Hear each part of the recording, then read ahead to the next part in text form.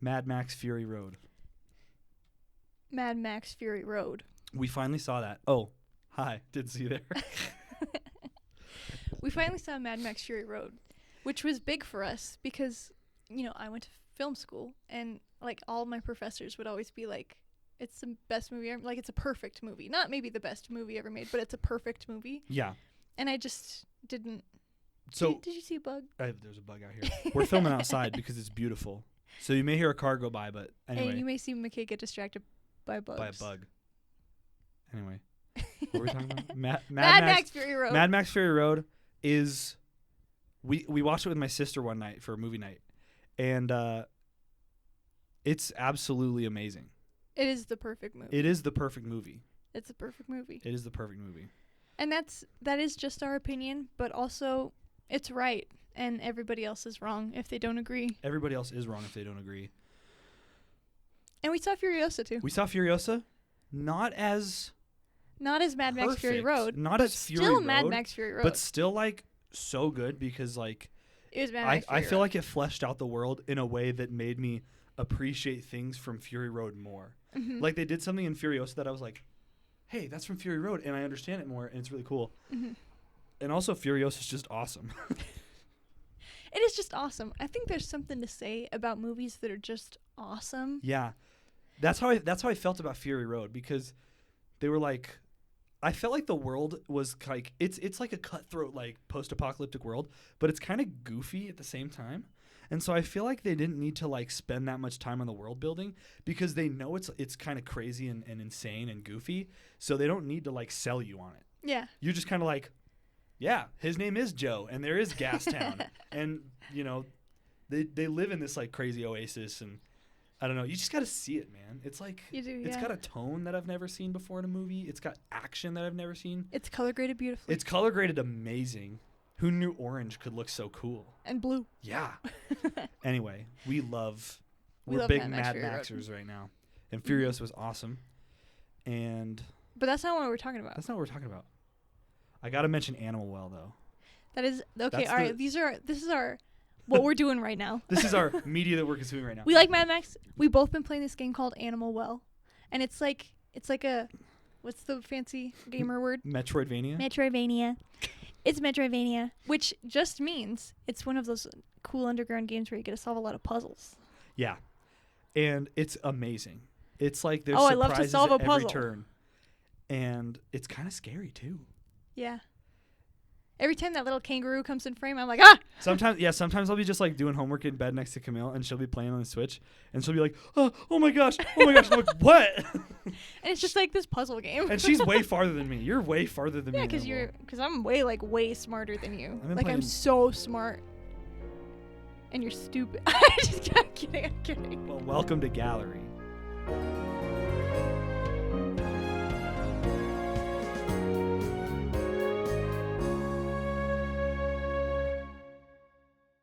You didn't, did you agree with that? That I'm stupid? Yeah. I think you're smart. Thanks. You're welcome. What are you talking about? I'm not exactly sure how to describe mine under our like topic umbrella. Wait, what genre is it? Oh. He's laying down. Our dog's inside right now. I don't know how to describe it under our topic umbrella because it has to do with video games, but it's not a video game. Video game art. Kinda. Well, of course it's art. That's what our podcast is about. Whoa. Who's the stupid one now? Me. Ew. Sorry. What are you talking about? You go first. Why? I literally asked you and you just started getting into it. No, I want you to go first. I like when you go first. Or maybe we should go first. Wait, maybe I should go first. Make up your mind. What are you talking about? Oh, what? I'm just asking. Oh, I'm talking about a movie. Is it Mad Max Fury Road? Yes, I'm just kidding. No. Ah. Okay, I'll go. Let me look over my notes really quick, briefly, You're like, what was I even talking because about? I really forgot. He's thinking about Mad Max Fury Road. Oh the charger came out. Hold on. Okay, sorry. Technology boy, you better print out your notes. Speaking of technology, I got a question for you. Yeah? Would you call technology art? Like the physical technology? Yes, like a device. I think there's a lot of artistic components to Okay. a device, Okay. but I don't know how artful it is to like solder it together. I think I agree with that. I think a device is art, not in the same way like a painting or a film is, but in the same way that like 3D printing is, Yeah. where it's kind of such a cool like and like well devised like technological achievement that it's kind of masterful and artful the way that it came to fruition. You thinking about that iPad commercial? I'm talking about the iPad commercial where they crush everything. Did you see that? Yeah, I did. Kind of crazy. I didn't like it. I didn't like it either. Well, nobody did, so. Did you see the clapback that Samsung did? Yeah. It's awesome. If you don't know what we're talking about, don't worry about it. Yeah. So, that's what I'm talking about today. The iPad commercial? No. Okay. I think we should crush art Oh. into a tiny device. Okay, what Okay. are you the iPad? You talked about the iPad? No. So I'm talking about it has to do with Kindle. video games. No, not a Kindle. Oh, That's a good one though. I do love the Kindle. I am talking about a console, a video game console. Oh, the And Switch. No. The Nintendo Switch. No. The Nintendo Switch 2. The Wii U. No. Okay, what? No, you're supposed to be like, what is it? All positively, not mean. Okay, I'm talking about the Game Boy. The Game Boy. The Game Boy. The Game Boy Color. No. The Game Boy Advance. Nope. The Game Boy original. I don't know anymore. The Game Boy. It's just the Game Boy. Oh. The Nintendo Game Boy that was released in 1989. 89. Yeah. Jeez. So, history lesson. I love this We part. just scared a duck with my laugh. There's a little creek down there. So, it's a handheld video game console from 1989. And so it wasn't Nintendo's first handheld console because they had done, Mr. Game & Watch from Smash Bros. He's actually Love that guy. Yeah, he's actually from. You do not love him. You just love that he Love can that do the guy. 9-hammer. Anyway, so one day, some Nintendo employee. This is foggy. I didn't do research on this part, but it's just something I know. A Nintendo employee was commuting on the train one day in Japan to work, and he saw a bored businessman on the train playing with a calculator. Ew. You know, you don't want to do what? that. What are you, a nerd? Get a Play with a calculator watch calculator? like everybody else. It was like the early 80s. I don't Dude, is know. that what they were doing in the 80s? Freaking I playing with guess. calculators? They got their TI-84. Well, that's exactly what this employee was looking at. So he was like, I bet I could make a game out of that. And so he did. He made these little like one game only handhelds called Game & Watches that were a watch. They could tell the time, but they also had little games on them. That were made with those little like the same kind of technology that calculator screens use. Did you ever like have those little Sonic handheld games from McDonald's that they included with Happy Meals? Yeah. That's the same technology as a Game & Watch. Weird. Yeah. So that was kind of Nintendo's first or one of their first forays into the handheld gaming space. Fray. Yeah. Big word, McKay. No. And so after the success of the NES in the 80s, they wanted to kind of do another handheld. And so they were bouncing around with some ideas, and one of the ideas was a portable NES with interchangeable cartridges. Because I think that what they were originally planning was to just do like more Game & Watches. And the thing about Game & Watches is they were just like, it was one game per console. Like if you wanted a different game, you had to buy another little handheld. I don't know how much they were, but so Nintendo wanted to be like, well, what if we gave you? This sounds a lot like the Switch. So I'll talk about this later, but they wanted to give you the home console gaming experience on the go, and they were bouncing around ideas on how to do this, and one person said, well, let's make the cartridges interchangeable too, which was a tough task back then with the technology they had.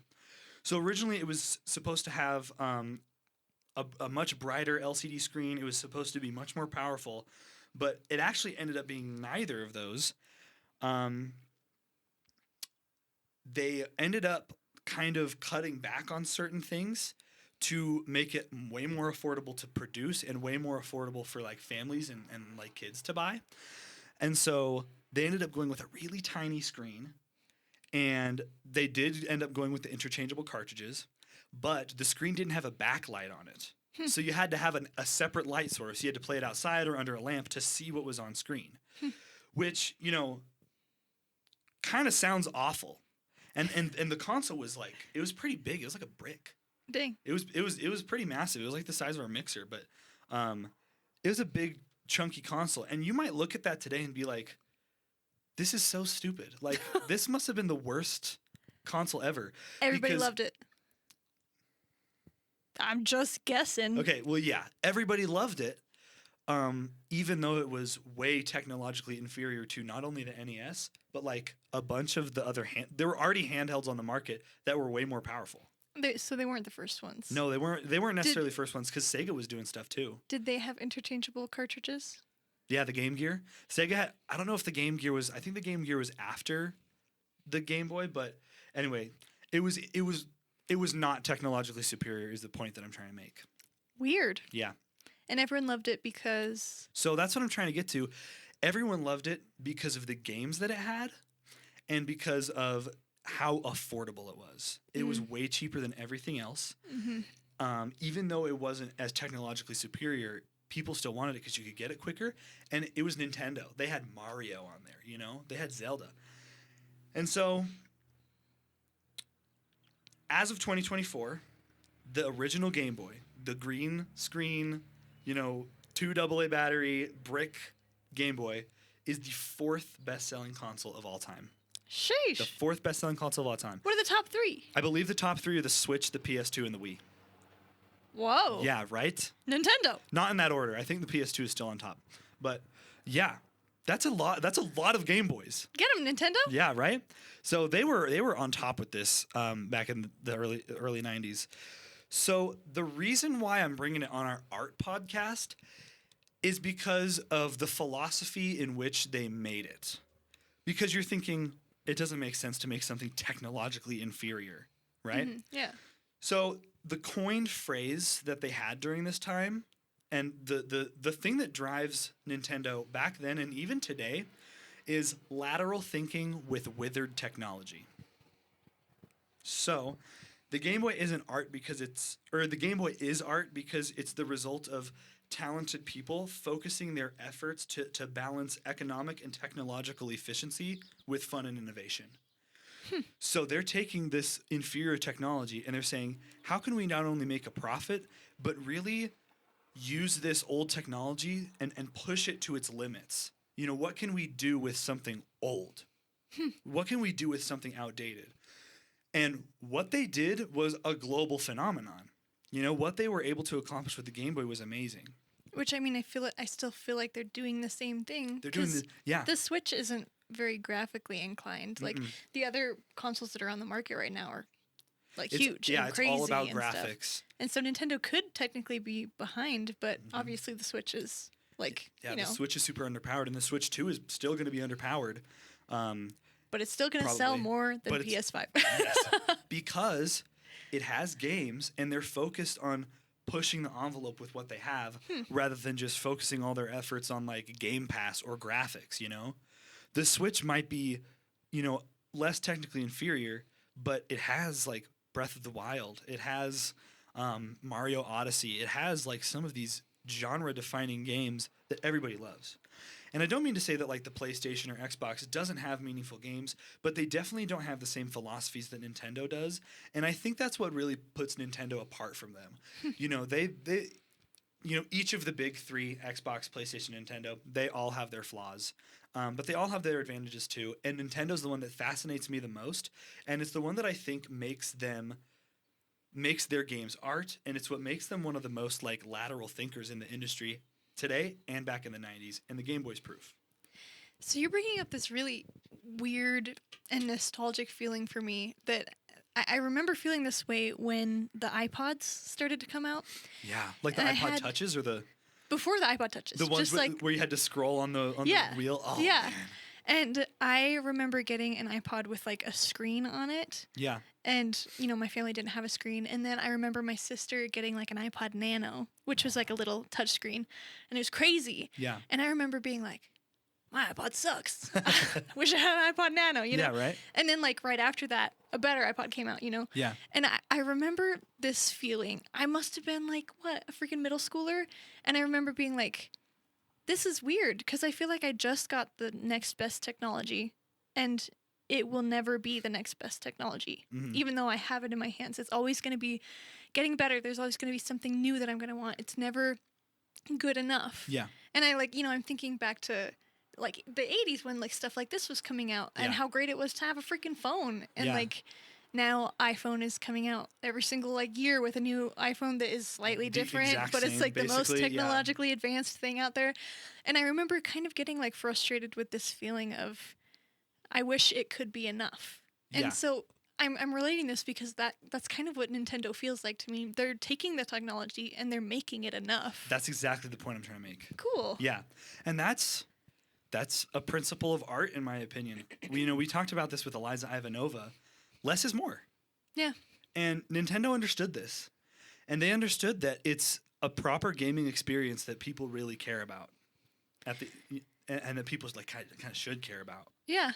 And is it not artful to use your materials to make something that people love? Exactly. So in that way, I think technology, and the Game Boy especially, is art. Cool. It's just a fascinating piece of technology. Yeah. So I want to talk about the games a little bit. Okay. Because the Game Boy itself was not the only thing it had going for it. So, I want to read this sentence I wrote down because I think it's going to sum up what we're talking about. It's not innovative because it does anything new. It's innovative because it did what it aimed to do well.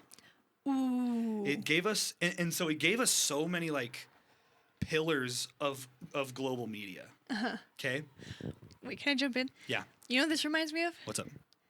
Pandora. Or Avatar Way of Water. Whatever it is. The movie? Mm-hmm. Like the first Avatar? No, the second one. Why? Both of them. Because I feel like... listen. I haven't seen either. You haven't seen either Avatars? No. Okay, listen. That's the thing. Everyone's like, all of the film bros are like, oh my gosh, you've never seen Avatar Way of Water. It's like the most CGI intensive, like it is like the what you just did to me. furthest advanced. It's the furthest advanced technological filmmaking in all of history and everything like that. Like they're like, it's the pushing the boundaries. It was $1 billion million. Yeah. And like people were like, yeah, it was pretty good. Yeah, that's right. And that's what I feel like that is. It's like there's so many films, like I think of the first one that comes to head, like Napoleon Dynamite, that did not cost a lot of money. And it didn't use the most technologically advanced, like I don't know how much CGI is in Napoleon Dynamite, but everybody loves it because it did what it needed to do. It did what it was trying to do. Yeah. And we were talking about this with like Animal Well. Yeah. You have the most biggest blown budget games like God of War Ragnarok and like Spider-Man 2 that are like $500 Which, by the way, million. do what they're named. They do what they I liked need to God do. of War Ragnarok. I didn't play Spider-Man 2 because you'd have to like Hater. waterboard You're me hating. to give it to me to buy a PS2. You're a hater. Or a PS5. Okay, anyway, the point the PS5 is fine. Okay, that's continue. a discussion for another Get day. to the point. So sorry, I got He's thinking about the PS5. He's I'm tweaking. angry.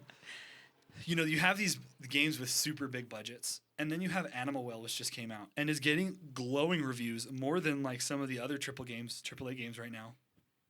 It was made by one guy, and it's smaller than like a picture, like some high-res pictures, honestly. Yeah. Which is awesome, which is amazing. Smaller being like the gigabytes that it takes The file size, yeah. Not how big it is. Because it is big. It is a dense game. And Yeah. so, like, quality over quantity, honestly, is the name of the game here. Yeah. So, and that's a good transition because that's how the games were for the Game Boy. The first one, you cannot mention the Game Boy without mentioning Pokemon. Oh. Pokemon is where the Game Boy is where Pokemon got its start, and it blew up. RPGs, role-playing games, where you kind of walk around these maps and you do these turn-based fights. Kind of like, Baldur's Gate is a good example, Pokemon is a good example, Final Fantasy. Back then, they combined this with the idea of capturing monsters. So rather than kill the enemies that you fight, you capture them with Pokeballs, and then you use them to fight. And that was super endearing. They dropped 2 versions of the same game on Game Boy, and it blew up. Pokemania was crazy. That's what it was called back then. And the way that it's affected media and the way that it's grown today is amazing. Isn't it like the #1 franchise? I was just about to say that. It is the #1 highest grossing media franchise. More than Star Wars, more than Harry Potter. Sheesh. Pokemon is #1. Now, there's a lot you can say about modern Pokemon. But back in the day, Pokemon was like the thing. Everybody had their Pokemon that they picked. You know, everybody was, doing battles. They actually introduced a cable that you could plug into one person's GameCube and another person's Game Boy and another person's Game Boy, and you could battle with a cable. Oh, isn't that cute? That's cute. I know. And so that's another example of lateral thinking with withered technology. They're saying, okay, what kind of accessories can we add to make this, the best kind of experience? Like the Wii Nunchuck. Exactly. What? I loved the Wii Nunchuck. All right. The other game that you can't not mention without mentioning the Game Boy is Tetris. Yeah. I can't remember if Tetris debuted. I can't remember if it debuted on the Game Boy and then came out on the NES later. I think it did. They made a movie about it. They made a movie with Taron Egerton about it, and I liked it. It was pretty good. It was good. But Tetris was like Tetris is like a technical and cultural masterpiece. It's like it's so irrevocable. They call it the perfect game for a reason, not because it's like. It is a 10 out of 10 masterpiece in my opinion. But like not because it's like the most insane graphics and like the story is amazing, but it's just got the tightest, most addictive, most straightforward, no fat gameplay. There's also like they named like what's that called? The behavioral thing where you start to see Tetris shapes in the world around you because you play Tetris so much. I have that. That's happened to me. We had a phase where we played Tetris all the time. Yeah. Oh, and I literally would be like, that looks like it could fit together. Yeah, right. And there's a reason that like when anybody's packing a car, they always make the joke like, all right, time for Tetris. Or the dishwasher. Yeah, right. Yeah. Very culturally significant. So culturally significant. As culturally significant as like some pieces of classical music, some films. Yeah. Tetris is up there as a landmark piece of media in like culture. That's why they made that okay movie about it. With Taron Egerton. Yeah. And it was about him and not the guy that made Tetris. But we'll talk about that. It's action-packed. Action-packed. Russia. Rah! So it was from the Game Boy. Yeah. The Game Boy didn't need the most insane graphically blocks. It just needed blocks, and because everybody played Tetris, you Yeah. know? And now it's so popular. I think Tetris for a while was the #1 best-selling game of all time, but it got dethroned recently by Minecraft, which I'm okay with because I love Minecraft. That's cool. Another game made by an indie developer just by himself. True, and now it's owned by freaking Microsoft. Anyway, this is gonna turn into McKay's gaming. Yeah, you're like a big hater. Anyway, Zelda: Link's Awakening was on there. You know, they brought Zelda to the handheld and Super Mario Land 1 and 2. These big console gaming experiences on a handheld. It was just such a big deal. Yeah. So that's really all I have to say. I think the Game Boy is a technological, artful landmark. And I think the principles behind it being made are also the principles that are driving some of the most impressive art these days. Less is more. Lateral thinking with withered technology, or lateral thinking with withered supplies, or lateral thinking with age-old like principles. That's really cool. And the Game Boy does that, and I think it's art because of that. I wouldn't have thought that you'd brought a console to the podcast. Yeah. I thought you were going to talk about the Game Boy games mostly, but it's interesting that you focused on the console itself because of its creation. Mm-hmm. It takes creativity to use things in interesting ways, including processors and screens and buttons and technology. And I think that even speaks to just that beginning statement that you made about that guy who saw someone playing with a calculator and was like, I could do something about that. Yeah, exactly. Like, I feel like that's sometimes where the best ideas come from, is when you're just in your normal day-to-day life and you get a creative person who's like, I have an idea. That's how Tetris was made. Yeah. It was just, Tetris was, I think Alexei Pajitnov, I think his Tetris was just like something he was making in his free time on his like home computer. Crazy. King. I mean, that's what Stardew Valley was. Yeah, exactly. Yeah. Amazing. Really cool. Thank you. Yeah. What are you talking about? A movie? What movie? A movie. Give me hints so I can guess. You will not guess it. Really? Yeah. Is it like an old one? It's from 1967. Oh, is it? You don't know a single movie from 1967. Yeah, I do. Name one without Googling it. I'm talking about, okay, I'll give you some hints. Okay.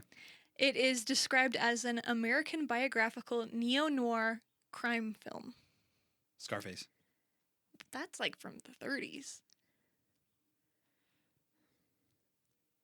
Okay, you're not going to guess. Give me more hints. I want to just try. It's directed by Arthur Penn, and it stars Warren Beatty and Faye Dunaway. What's the first letter of the title? B. No.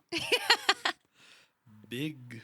Bonnie and Clyde. Oh, really? Bonnie and Clyde. No way. Yeah. I could have guessed that if you. Do you know given me more anything hints. about this movie? I know that Bonnie and Clyde versus Romeo and Juliet is one of the epic rap battles of history. I love epic rap battles of history. So, I'm going to do kind of a history lesson with mine too, because mine has to do with a lot of the history of the film studios. Sure.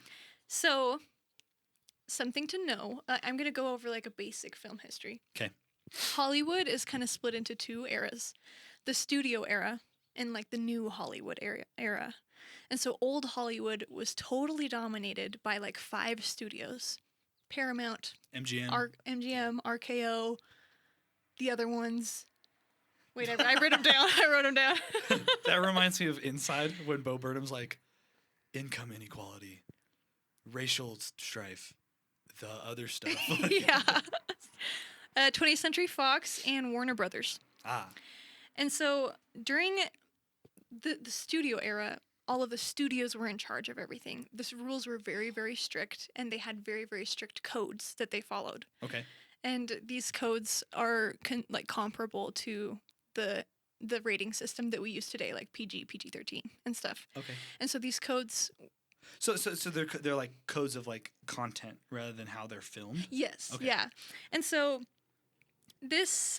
I'm not going to go a lot into that. There's so much to say, obviously. Sure. You can get a degree in it. Yeah. But Someone did. She's really cute. Sorry. Ugh. Sorry I did that. Yeah. I'm just kidding. So I wanted to talk about kind of this shift to New Hollywood because Bonnie and Clyde is one of the like main films that shifts to New Hollywood. Describe New Hollywood. So, is it kind of how it is now? This New Hollywood is right after the decline of the codes. Okay. And so the codes are like, let's see. They were pretty intense. They were based on a very Catholic value set. Okay. And so they said no more than 3 seconds of continuous kissing on screen. Wow. All criminal action had to be punished, and no sympathy could be garnered from audiences. Oh, so they're even doing like story stuff. Mm-hmm. Wow. Clergy couldn't be portrayed as villainous or comedic characters. Holy crap! Could you imagine if we had these rules now? Yeah, they were super intense. And if you had these things in your movie, it would be rejected from the first. Like you wouldn't even get filmed and stuff. Wow. And so these studios were super in charge of it because, like, in the end, what film wanted to be at that time was a family thing. They wanted families to go to the movie theaters. And if it had kissing in it, then they didn't want their kids to see that. Families don't kiss. Yeah. Frick you. Not in the 30s. They were too depressed. Yeah. Oh, my gosh. And so... I was in the 60s. Oh, and then this obviously started to just kind of decline and wither away, in part because Europe was making a lot of, like, art house films that didn't have these codes like the Americans did. Like Germany and they had kissing and full frontal nudity, in their films. And they were coming over to the States and people were like, yeah, that's pretty good. And and so that was changing like things. Sign me up. Yeah. And of course the war changed a lot of things, especially particularly like violence in film. Yeah. Because it was real then. And that's also during an era in Europe when a lot of people, like the French New Wave movement, they were saying, like, we don't really want studio films. We want, like, in the streets. We want to know what's happening. We want real people, real actors. Yeah. And so that's what that was all about. It was all leaking over to America. Yeah. And so that's around the time where they also said studios can't own theaters.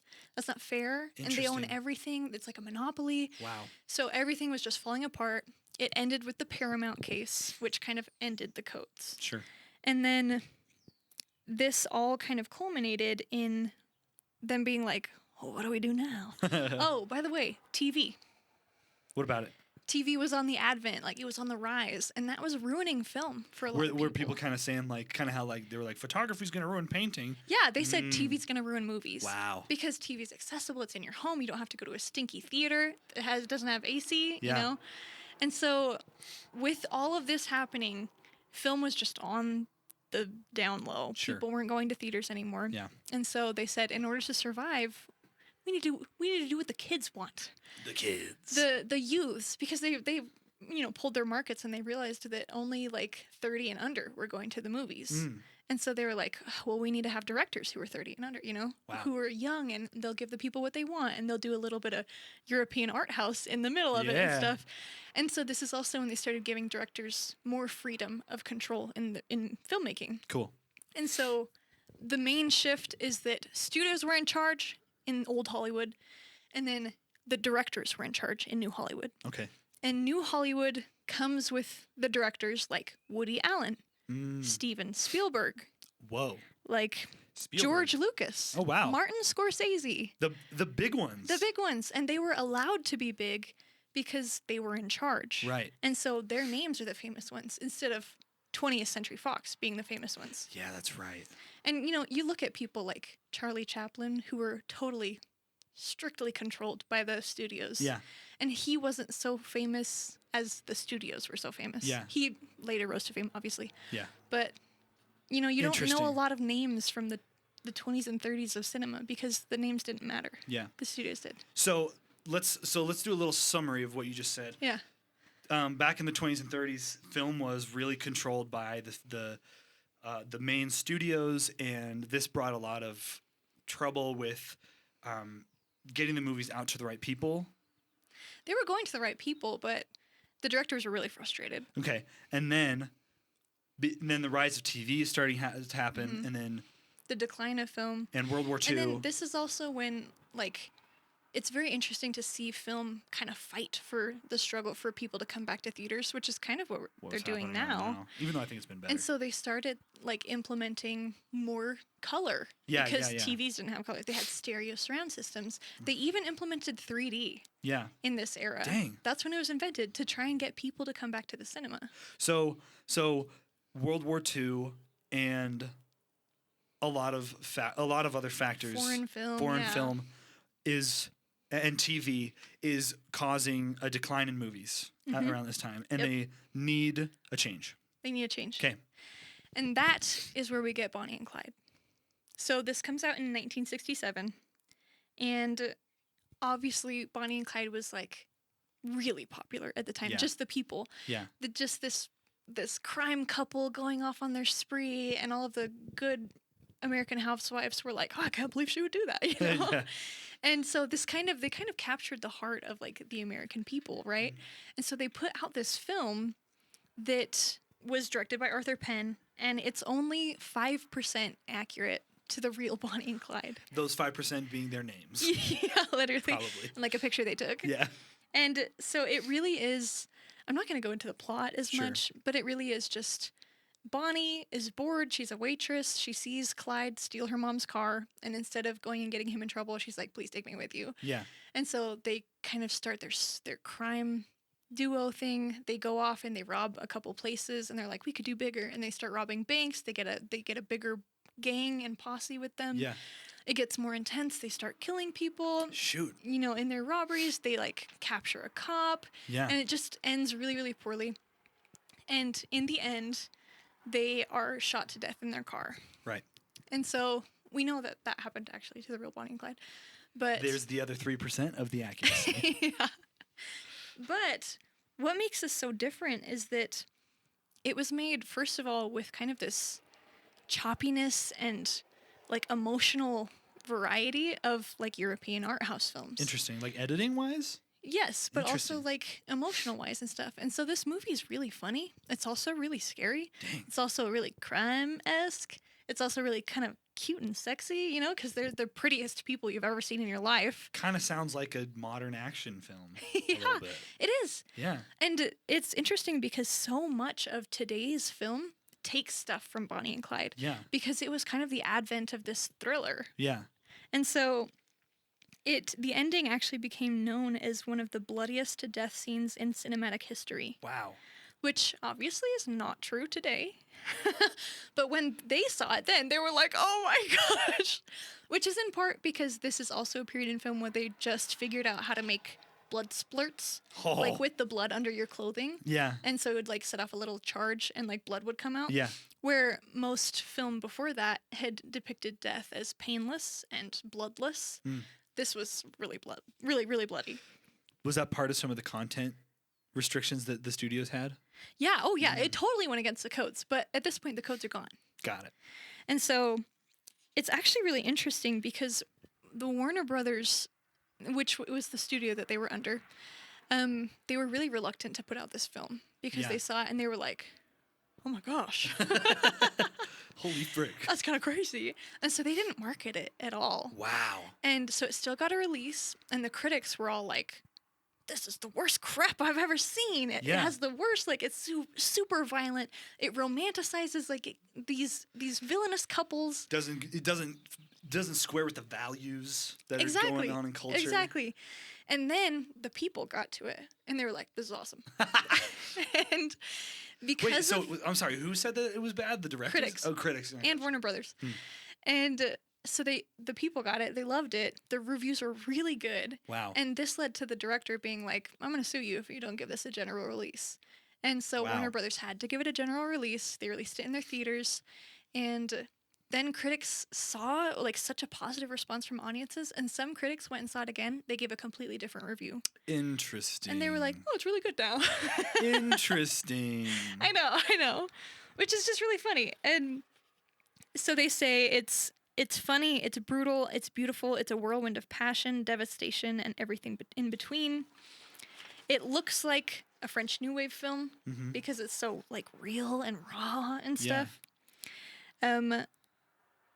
And the problem is that it just became really controversial from that point on. Bonnie and Clyde. And so many people, like, there were rallies against it, and like, you know, people were like, how dare you put this in our cinemas? It has sexual undertones. It romanticizes young people ruining their lives. Yeah. But the other reviews are saying that it, like, is amazing, and this is real, and we should be showing stuff like this. And so one reason I wanted to bring it up is that this film in particular is criticized as being the one to open the floodgates to heightened violence in cinema. Wow. And so, I mean, interesting. Look around. Like, there's a lot of violence in cinema. Like in Mad Max Fury Road. Yeah, literally. like crazy violence. Literally. And so something I wanted to talk about was that, like, where does violence fit in artistic merit? Wow, okay. Because there's, you know, even today, there's a lot of controversial stuff with Bonnie and Clyde. They say that wasn't necessary, particularly for the time. Yeah. But there's also people who say that it was beautiful. Yeah. I think of Mortal Kombat. When Mortal Kombat first came out, you know, the gore was a huge controversy. Yeah. That's an interesting question because, you know, whenever you talk about film, I always think of like, I always square it with what's going on today. And, you know, I think that like, that's always going to be a topic when you talk about art is, oh, that's like, is it too violent? Is it, you know, is it too, like, is there too much like bad stuff in it? And obviously, like, I think that everybody's different. For me, there's a line. For you, there's a line of like the stuff that like we're comfortable with and stuff. But I think that like there's value in kind of showing like hard to digest things like violence and stuff. Mm-hmm. And I think there's value in showing things that are very real rather than totally perfect and like squeaky clean and stuff. You know what I mean? Yeah. Yeah. In the context of Bonnie and Clyde, I remember seeing it and loving it. Yeah. I loved this movie. And I was like, wow, this is so tame. Like, it's one of those thrillers that isn't like super crazy violent and stuff. And then I realized it had an R rating and it had all this controversial stuff with it. And I kind of remember being surprised because I was like, oh, I've seen a lot worse than this. Yeah. And for me, the reason why I think Bonnie and Clyde's violence is okay is because the film was done in such a way where it kind of rubs your nose in the violence. It wants you to be a little bit uncomfortable by it. That's kind of what I was trying to say earlier. It's like, I think it's important to like make you a little uncomfortable and be like, oh, that's a lot more authentic kind of. Yeah. And with all of the emotional like variety in this film, it has a lot of times where you're laughing with Bonnie and Clyde and you're rooting for Bonnie and Clyde. Yeah. You become very close with them. And you know, this is something that films weren't doing before. Yeah. And so suddenly you're rooting for this villainous people, then you start seeing them make serious mistakes, like killing people and getting into trouble and like bringing down other people with them. Yeah. And suddenly you're like, you're the butt of the joke now because you were laughing with them, you were their friend, and now like, what are you? You're still laughing with them? Yeah. And so it kind of gives the audience this moment of, oh, maybe I should rethink. Yeah. You know?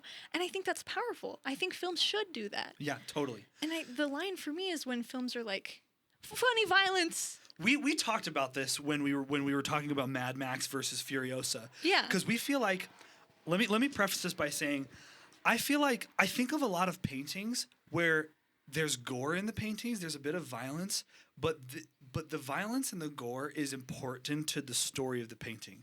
I think of like the death of Marat. Oh, yeah, that's a big one. And like, oh shoot, bathtub death. Bathtub death. I think of the I forget the name of the painting, but it's the guy in the white shirt with the arms are up with the firing squad. Oh, who's that by? I don't remember. Goya. It's by Goya, I think. Yeah. Francisco Goya. Well, speaking of Francisco Goya. Francisco Goya. Like the Kronos eating his son. Yeah. That is an insane painting. And like even paintings of the crucifixion of Christ. Yeah. Like this, it feels weird to say, but like the gore is important to the story and the feeling that is trying to be portrayed. And so what we were talking about with Mad Max and Furiosa is the violence in Mad Max feels like it's world building. Mm-hmm. And it feels like you're meant to be like, oh shoot, rather than gross you out and make you feel gross. Mm-hmm. And we thought that some of the violence in Furiosa was a bit gratuitous. Mm-hmm. And so there is a line to where it's like, okay, this is a bit much and stupid, like Cocaine Bear. And then there are things like Mad Max Fury Road, or even like the Fallout show, where it's like, okay, this is important. Mm-hmm. And everybody's different, but you know. Mm-hmm. I think that's kind of the thing to consider. Everybody's different. Everybody has different lines. My personal opinion is that there's violence in life, and if you are to only watch films that are Disney and happy, I mean, even Disney has some violence in it, right? I would say Disney has some of the worst violence ever. The Hunchback of Notre Dame. The Hunchback of Notre Dame. Everyone's like, Disney is for kids. Really? Because a church official, okay, motorcycle guy. Because a church official murders the mother of a deformed child and burns down the house of an innocent family. All Disney, for that gypsy girl. Kids. And so I get what you're saying, though. I'm saying that, like, I know a lot of people who prefer not to watch rated R cinema, which is totally okay. Like, absolutely okay. Do what you gotta do. But I know a lot of people who won't watch it because of the rating. Just the rating. Just the rating. Like, none of the content was considered. None of, like, the plot. None of, like, what the actual violence is or whatever has made it rated R. And this is important because I feel like some of the most important films with some of the deepest, most meaningful messages have R ratings because of something stupid that could have been taken out. Like, I think of The Holdovers. I think of 8th Grade. Society of the Snow. Society of the Snow is a little different because it's just rated R because they like are so genuine with it. But like, there's a lot more to a film than its rating. Mm-hmm. And I think that comes across in the codes. They were just like made up. in the 30s. Yeah. And when they went away, it was replaced with the MPAA rating, right? And even then, it's been like heavily changed. They only had a G, an M, and an X rating. Yeah. At that point, like M being like mature, if you're 16, you had to have a parent, and X being like 16 and under aren't allowed. And slowly that was changed, and the X rating became like a porn thing, and so they totally got rid of that because people would like make it double X's and stuff. Totally. To me, that's really crazy. Yeah. And so they got rid of that. They got the R rating. They got the PG rating because some people were like, "This isn't good enough for all general audiences." Then they got PG-13. Yeah. Like it just keeps changing, and so I really feel like you need to just learn what your line is, and make sure that you don't cross it. Don't make yourself uncomfortable, but don't shield yourself from valuable cinema. I just like my discussion point: violence in cinema. For me, it has a place. Totally. And sometimes I think it's very important. And in the context of Bonnie and Clyde, I think it was very important. Yeah. And I loved that movie. Yeah. But some people might not. And that's okay. And that's okay. So, regardless of if Bonnie and Clyde opened the floodgates to violence in cinema, it's not something that you're ever going to be able to completely avoid. It's in all sorts of movies, and it's in everything around us, really. Yeah. And so KK had something to say. Yeah. So what I think my ending statement is that I'm grateful that I can make my own decisions. Yeah. And I don't think that it should ever be a place of judgment where you judge people for not choosing to watch certain films or choosing to watch certain films. Totally. And I'm going to say that art is so many different things to so many different people, and everyone's different. But don't bar yourself from an amazing experience because of one factor. And I'm not even talking about like ratings or like violence anymore. Try not to judge a book too much by its cover, and really explore what you can and come to your own conclusions when you can. Mm-hmm. And since we're just saying our opinions now, consume media that you're not used to. Go watch a film from the 60s. The Technicolor in Bonnie and Clyde is truly one of the most beautiful things I've ever laid my eyes on. That movie is a dream to look at. Absolutely. Not only because Warren Beatty and Faye Dunaway are like gorgeous, but because like just the coloring of that century or of that like decade even was beautiful. Yeah. And it was fun to watch. I loved it. It was funny. It was interesting. Yeah. And it's from the 60s. And I feel like that's not, a lot of people don't go, hey, what movies from 67 do you want to watch today? Yeah. Oh, yeah. So get out of your bubble a little. Get out of your bubble. Watch animated movies. Play video games. Go to art museums. There's so much out there than just Netflix. If you have never seen it and you say, I don't think I'll like it, that's your sign to watch it. Honestly, that's your sign to explore it and really see if you don't like it. Mm-hmm. You never know what you will discover if you give it a shot. There's been a lot of art that I've seen, particularly movies for me, just because I've seen a lot of random movies that have completely changed like my brain chemistry and the way that I think about the world. And absolutely, I am so grateful for that. I'm grateful for the perspective, and being able to walk a 2-hour mile in other people's shoes is invaluable. Yeah, and art allows us to do that. Soapbox done. Soapbox done. Ended. Go play Game Boy and go watch Bonnie and Clyde. Go watch old movie. Yeah. But if you don't like violence, maybe don't watch that. You could play Tetris. There's really no violence in Tetris. It's not that bad. It's from the 60s. Like, it's not going to be that bad. Yeah. There's no violence in Tetris. Play Tetris. Play Tetris. Goodbye. Goodbye.